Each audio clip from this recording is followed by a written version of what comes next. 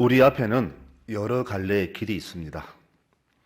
그 길이 처음 가는 길이라면 어디로 가야 할지 고민이 되겠지만 목표만 뚜렷하다면 선택에 별 고민은 없을 겁니다.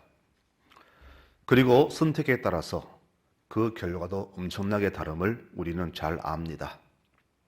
그래서 인생은 잘 선택한 사람이 값지게 살아갑니다. 그러면 우리 선택에 제일 고민되는 것이 무엇일까요? 아마 편한 것, 부한 것, 이것들을 포기해야 될지 말지가 가장 고민이 될 것입니다. 지난 날을 돌아볼 때 제일 가슴 아픈 사실은 내가 해야 할 일을 하지 않았던 것과 해서는 안 되는 일을 했던 것입니다. 그때 왜 그랬을까? 후회는 되지만 지나간 일이기에 돌이킬 수는 없습니다. 그러나 그 고민과 후회함은 앞으로 가야 할 길을 올바로 선택하게 하는 정확한 지도가 되기도 합니다. 그런데 이것을 알면서도 늘 그러지 못하기 때문에 항상 마음에 빚을 지고 삽니다. 우리 신앙인에게 공통의 빚이 있다면 이것이 아닐까요? 즉 우리는 세상과 다른 법 적용을 받는다는 것입니다. 위법은 아니지만 안 하면 안 되는 것, 또 하지 않았다고 해서 죄는 아니지만 하지 않으면 죄가 되는 법, 이것을 말합니다. 예를 들자면 야고보서 4장에 사람이 선을 행할 줄 알고도 행하지 아니하면 죄라고 하는 이 법을 말합니다. 유독 우리 믿는 자에게만 해당되는 이 법에서 자유로운 성도들은 아무도 없을 것입니다. 그래서 우리는 항상 이중 삼중으로 겹겹이 쌓인 채 힘겨운 삶을 살고 있습니다. 어떻게 하면 좀 자유로운 인생이 될지 답답하기도 합니다. 예수님의 심정이 그러지 않았을까요? 오늘 말씀은 광야로 들어가신 이야기로 시작이 됩니다. 그러나 이 앞에 출사표를 던질 때 정말로 가슴 벅찬 장면이 등장합니다. 하늘에서 너는 내 사랑하는 아들이라 내가 너를 기뻐하노라. 이렇게 화려한 출발이 예상되는 분이 엉뚱한 선택을 하시지요.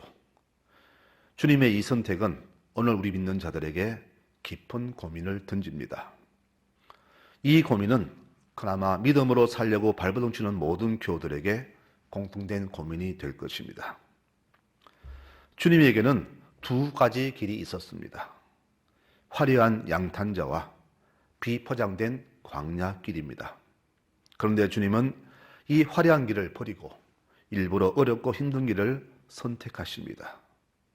오늘 말씀은 바로 여기에서 출발합니다. 주님은 이렇게 광야에서 첫 여정을 시작하셨고 광야에서 인생의 끝을 맺으셨습니다. 오늘 이 시간에는 주님이 선택하신 두 가지 길이 어떤 길인지 성령의 가르침을 듣고자 합니다. 먼저 첫 번째 길은 광야 길입니다. 광야는 인생의 편안과 안일함을 뒤로 한 길입니다. 이 광야에서 우리는 인생의 참됨을 배우게 되지요. 주님은 화려한 양탄자를 외면하시고 광야를 선택하셨습니다. 이곳에서 내가 누구인가? 왜 이 땅에 왔는가? 내 소명은 무엇인가? 어떻게 사는 것이 하나님의 뜻인가? 정체성을 찾게 됩니다. 자기의 정체성을 제대로 찾게 되는 길은 바로 광야가 최고입니다. 이 광야에는 그 어떤 인생의 도움도 인생의 소망도 없습니다. 오로지 홀로 견디고 살아가야 할 가장 외로운 길입니다. 인생의 모든 것이 제한된 곳, 그래서 누군가의 도움이 없으면 절대 살아갈 수 없는 것이 바로 광야입니다. 그러나 여기서 깨닫는 것은 인생은 내 힘으로 사는 것이 아니라 하나님의 힘으로 사는 것임을 깨닫게 됩니다.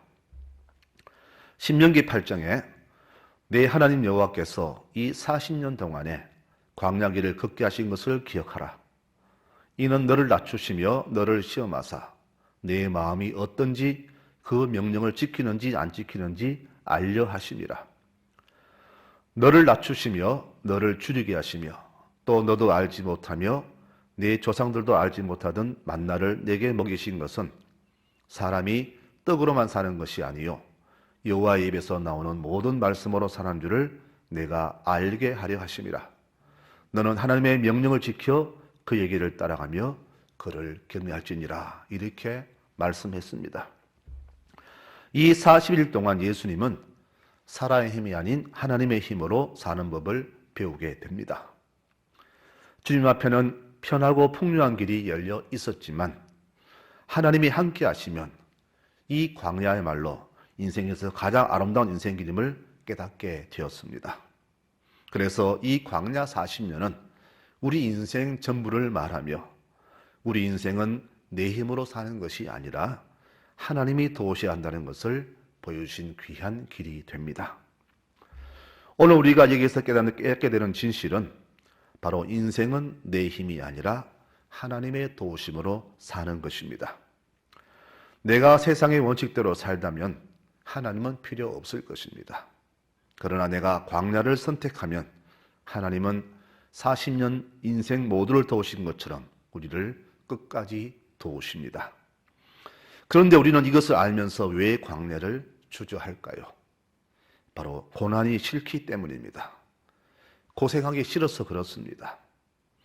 편하고 좋은 길이 있는데 왜 굳이 광야를 가야 하나? 이 질문이 우리를 광야로 가기를 주저하게 합니다.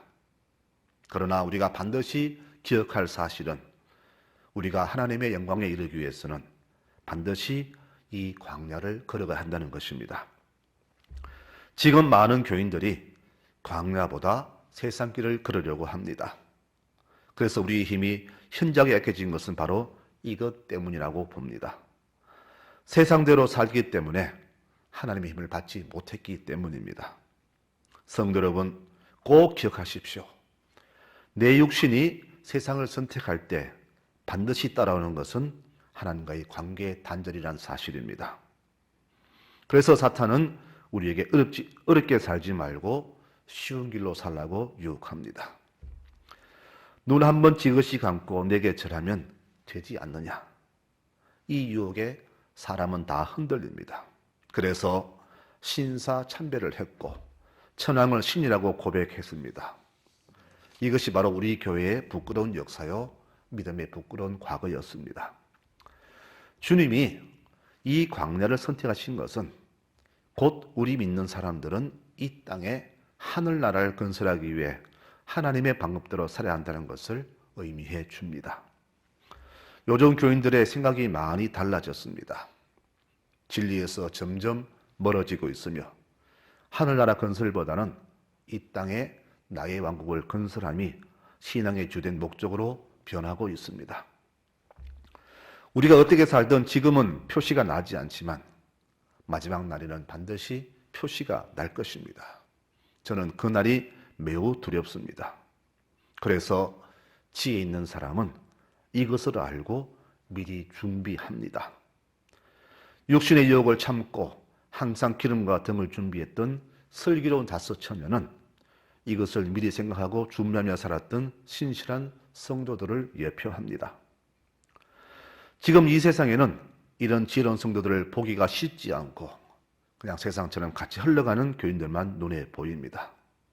오죽하면 주님께서 시편 14편에서 한탄하셨을까요? 여호와께서 하늘에서 인생을 굽어 살피사 생각이 있어 하나님을 찾는 자가 있는가 보려 하신즉 다 치우쳐 함께 더러운 자가 되고 선을 행하는 자가 없으니 하도 없다라고 그렇게 한탄하셨겠습니까? 주님의 그 광야길은 모두가 화려한 양탄자를 원할 때 하나님이 함께 하시는 광야를 선택함이 가장 지혜로운 인생임을 가르쳐 주십니다. 그래서 이 말씀을 듣고 깨달아 행하는 사람이 복이 있는 사람입니다. 우리 송라절교회 모든 성도님들, 하나님이 계신 이 광야를 선택하시고 이 길을 기쁘게 걸어가시기를 축원합니다. 이 광야길이 가장 복된 길입니다. 두 번째 주님의 선택은 바로 힘없는 백성을 선택하신 겁니다. 배를 골아보지 않은 사람은 가난의 아픔을 절대 모릅니다. 우리 가난은 인생을 정말로 황폐하게 만듭니다. 그래서 극심한 가난을 경험해 본 사람은 가난을 저주까지 합니다. 그런데 예수님은 본인이 그렇게 가난을 겪어보셨으면서도 일부러 가난한 백성을 선택하십니다. 예루살렘에 가면은 돈 많고 권력 있는 사람들이 많은데 일부러 갈릴리 초원에 힘없는 백성을, 즉 민중들을 선택하십니다. 민중은 가난한 백성을 뜻합니다. 사탄은 예수님의 이 깊은 뜻을 알고는 적극적으로 방해하지요. 그래서 제시한 것이 배고픈 백성을 쉽게 구하는 방법, 즉 돌로 떡을 만드는 방법을 제시합니다. 당신이 기적을 일으켜서 밥을 먹이면 아마 삽시간에 인기 올라갈 것입니다. 그러니 이 돌로 떡을 만드십시오. 이 작전을 요즘은 정치인들이 이용하지요. 내가 경제를 살릴 최적임자다. 내가 뽑히면 잘 살게 해주겠다. 떡에 굶주린 군중들은, 어리석은 군중들은 이 말에 지금까지 속았고 오히려 떡보다 더 많은 것을 그 추종자들에게 뺏겨야 했습니다. 그런데 아직도 정신을 못 차리고 그 말에 귀를 솔깃하고 있습니다. 우리가 떡을 인생의 최고 목적으로 삼는 한 앞으로도 계속해서 그 말에 속고 또 속을 것입니다. 지금 이 세상은 돌로 떡을 만드는 작업, 즉 경제를 살리려고 온갖 방법을 다 쓰는 세상이 되었습니다. 이 떡을 만들기 위해서 자연도 파괴하고 인생도 가족관계도 파괴합니다. 이 떡 앞에서 생명의 소중함은 간대 없습니다. 어떻게 하든지 떡을 배불리는 것이 우리 삶의 원천이 되고 말았습니다. 이제는 교인들도 이 떡 만드는 작업에 자기의 신행과 인생을 걸었습니다. 그래서 떡이 많은 교회가 부흥된 교회, 떡 만드는 사람이 많은 교회가 힘있고 큰 교회라고 인정을 받게 되었습니다. 사탄은 이것을 알았기에 주의 생각을 바꿀 수 있다면 자기 작전은 성공이 됩니다. 그래서 시험했지만 주님의 대답은 절대 그게 아니었죠. 사람이 떡으로만 살 것이 아니라 하나님의 말씀으로 산다. 성도 여러분, 이 땅에 왜 떡이 모자랄까요? 여러분, 떡은 절대 모자라지 않습니다. 다만 이 떡이 상위 10%에 몰려있기 때문에 떡이 모자랄 뿐입니다. 떡의 모자람은 인간의 탐욕 때문입니다. 그래서 하나님 말씀대로 하면 떡 문제는 해결이 됩니다. 즉, 가진 자는 없는 자와 나누면 됩니다. 말씀대로 하면 됩니다. 그래서 정신이 제대로 박힌 정치인은 이 떡 분배를 잘하는 사람이 위대한 정치인 되는 겁니다. 이 분배의 방침이 하나님의 방법이요, 하나님 말씀이요, 고대 이스라엘의 통치 방법이었습니다. 신명기 23장에 말씀합니다. 네가 형제에게 구워 주거든 이자를 받지 말라. 그러면 하나님이 네 손으로 하는 모든 일에 복을 내리신다. 레위기 23장에는 네가 논과 밭에 곡물을 벨 때에 밭 모퉁이까지 다 베지 말고 이삭도 줍지 말고 그것을 가난한 자를 위해서 남겨두라. 나는 너희 하나님 여호와니라. 잠언 19장에는 가난한 자를 불쌍히 여기는 것은 여호와께 구워 드리는 것이니 그의 선행을 그에게 갚아 주시리라. 주님은 말씀하셨어요. 주라. 그러면 발로 밟고 흔들어서 말로 갚아주겠다. 이렇게 분배를 강조하셨습니다. 반대로 잠언 28장에는 이렇게 말합니다. 가난한 자를 구제하는 자는 궁핍하지 아니하려니와 못 보지 않은 자는 저주가 있을 것이다. 이 모든 가르침 속에는 이런 의미가 있습니다. 내가 가난해서 짓는 죄보다 오히려 부자가 되어서 짓는 죄가 더 크다는 것을 가르칩니다. 우리가 짓는 죄의 대부분은 모두가 이 떡으로 인한 죄악입니다. 왜 이 떡 때문에 죄를 짓고 또 죄를 짓게 합니까? 세상에서 가장 어리석은 사람은 이 떡 때문에 죄를 짓는 사람이요, 이 떡 때문에 하나님 영광을 가리는 사람일 것입니다. 그래서 아굴이란 사람은 잠언 3장 말씀에서 이런 기도를 드렸습니다. 주님, 나를 가난하게도 마시고 부하게도 마옵시고 오직 필요한 양식을 내게 주십시오.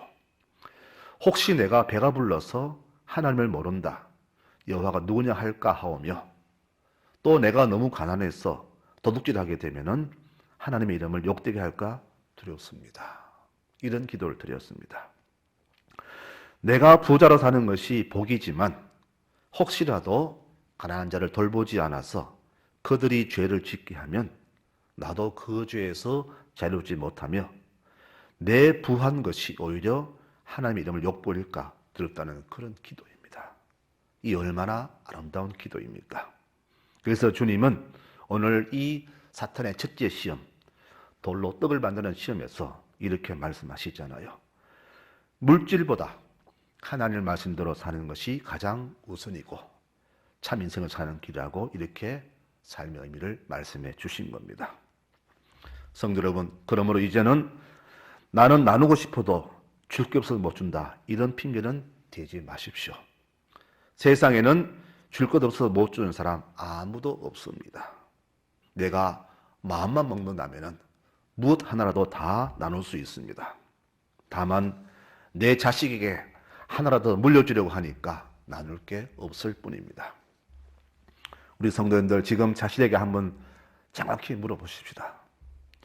나는 지금 주님의 길과 같은 방향으로 걸어가고 있는가?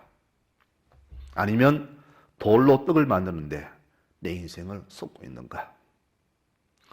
지금 교인들은 이런 의식도 없습니다. 이제 우리는 떡을 많이 만드는 자가 믿음이 좋은 자요, 축복받은 사람이라는 공식을 진리로 정했고, 많은 교회가 이것을 축복의 공식으로 정했지만 우리는 이것을 과감히 거부하는 모습으로 살아가야 됩니다. 떡으로 배부른 인생에 참 신앙은 없습니다. 이 떡 문제가 인생에서 시급한 문제임은 맞지만 가장 중요한 문제는 아닙니다. 신앙인은 시급한 것이 아니라 정말 중요한 것을 행하며 사는 사람입니다. 이 땅에서 떡보다 더 중요한 것, 바로 하나님의 말씀대로 사는 것이 가장 중요한 문제임을 잊지 마시기 바랍니다. 사람이 떡으로만 살 것이 아니라 하나님 말씀으로 산다. 이 말씀대로 살면은 이 땅의 떡 문제는 저절로 해결이 됩니다. 그 사실이 바로 오병이어에서 나타났지 않습니까? 왜 그런데 이 기적이 지금 나타나지 않고 있습니까? 인간의 탐욕이 말씀을 외면하기 때문에 아직도 이 떡 문제가 모든 인생을 짓누르고 있는 것입니다. 우리는 이 땅의 백성이기 이전에 하나님의 백성입니다. 하나님 백성은 하늘의 통치 방법으로 사는 사람들입니다. 세상은 앞으로도 계속해서 떡 만드는 작업에 전념할 것입니다. 그래서 경제 부흥을 부르짖고 잘 사는 법을 강조하고 작은 돈을 투자해서 크게 얻는 법을 강조할 것이며, 떡을 만들기 위해서 환경을 파괴하고 인간성을 무시하고 모든 계획도 밀어내면서 떡 만드는 작업에 열을 올릴 것입니다. 그리고 그 결과 이 세상은 끝내는 다시 돌아오지 못할 파탄까지 이르게 될 것입니다. 주님은 바로 이것을 아셨기 때문에 말씀대로 사는 것이 가장 중요하다라고 우리에게 가르쳐 주신 겁니다. 이제 말씀을 맺고자 합니다. 이 땅에서 가장 지혜로운 사람, 하나님의 복을 받을 사람은 어떤 사람일까요? 바로 떡보다 하나님의 말씀대로 사는 사람입니다. 너희 가난한 자는 복이 있나니 하나님의 나라가 너희 것이다. 지금 배고픈 자는 복이 있나니 너희가 배부름을 얻을 것이다. 성도 여러분, 주님께서는 우리에게 가난하다고 소망까지 없지는 않고 오히려 천국이 우리 것이라고 새로운 소망을 주십니다. 떡 문제는 우리가 풀어갈 숙제로 남기고 우리 성도들은 말씀대로만 살아가면 됩니다. 내게 떡이 2개 있다면 이웃과 하나씩 나누면 됩니다. 어리석은 부자처럼 탐욕을 부리면 오히려 있는 것도 다 뺏기게 됩니다. 잠언 11장 24절에 사람이 인심이 후하면 더 부자가 되지만 인색하면 오히려 궁핍해진다. 남에게 덕을 베풀어야 풍부해지고 남을 대접해야 너도 대접을 받는다라고 말씀합니다. 광야에서 굶주린 백성들을 보신 주님께서 하신 말씀, 너희가 먹을 것을 주라.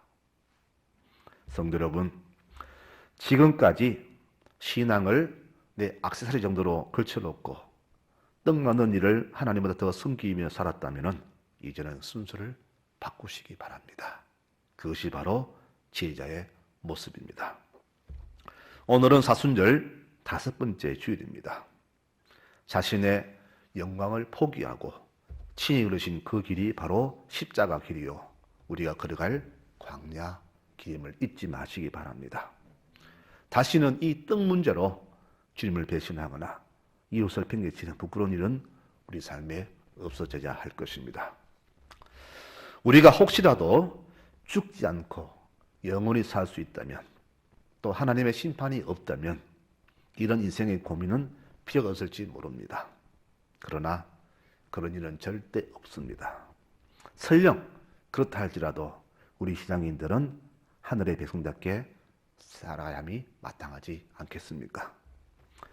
저는 하루하루가 정말 기대가 됩니다. 왜 그럴까요? 하루가 지나면 주님 만날 날이 하루 더 가까워지기 때문입니다. 그날엔 어떤 일이 내게 벌어질까? 저는 상상을 많이 합니다. 그날 주님께서 저를 보시고 뭐라고 칭찬하실까? 저는 그 모습을 기대하면서 주의 기대를 저버리지 않으려고 오늘도 나름 애를 많이 쓰며 살아갑니다. 우리 성도들도 매일매일을 정말 믿음으로 살아가시기를 바랍니다. 주님 기뻐하시는 모습으로 살아가시기 바랍니다. 주님은 우리 모든 인생을 다 기억하는 분이시며 그의 반드시 보상하시는 그런 사랑의 하나님이십니다. 이 사실을 깊이 기억하면서 이번 한 주간도 감사한 마음으로 주님을 찬송하고 주의 뜻을 따라서 살기 위해서는 모든 교들이 되시기를 축원합니다. 아멘. 기도하겠습니다.